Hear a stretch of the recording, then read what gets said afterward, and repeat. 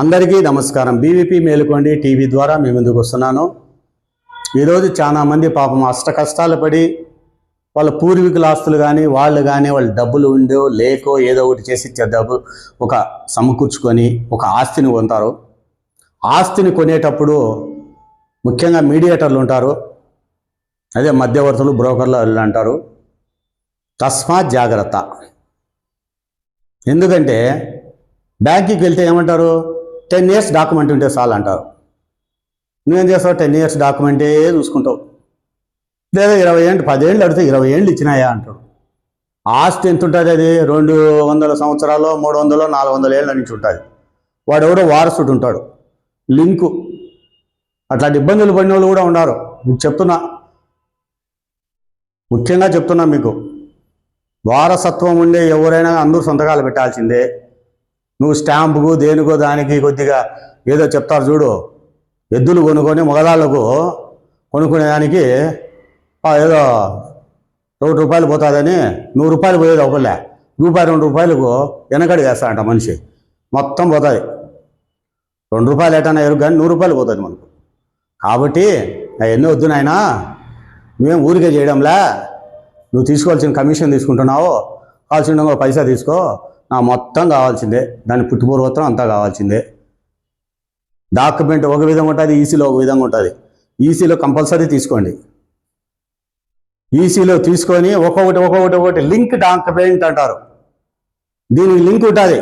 ఏముంటుంది, 15/2/2007 అని ఉంటుంది. దాంట్లో లింకు, ఆ డాక్యుమెంట్ లింకు, ఈ డాక్యుమెంట్ కావాలను ఈ డాక్యుమెంట్ తీస్తే దాంట్లో ఉంటుంది.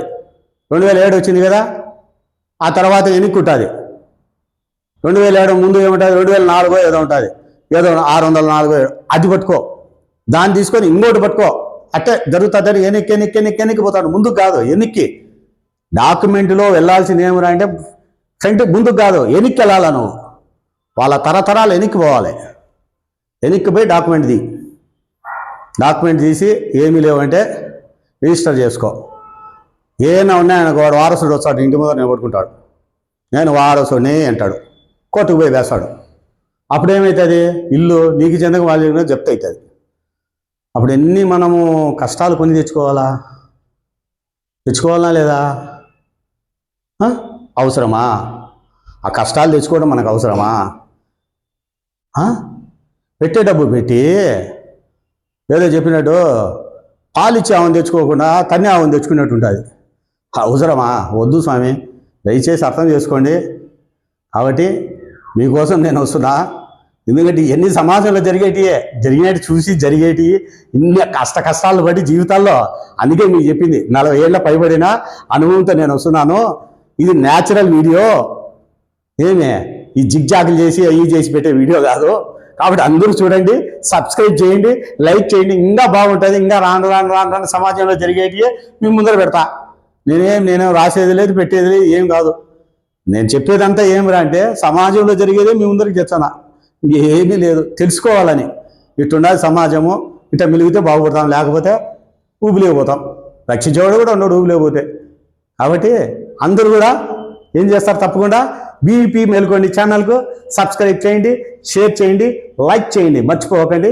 10 మందికి మేలు చేస్తాం, 10 మందిలో మనం ఉంటాం, అందరం బాగుంటాం. ఇట్లు బోనంశెట్టి వెంకటేశ్వర ప్రసాద్.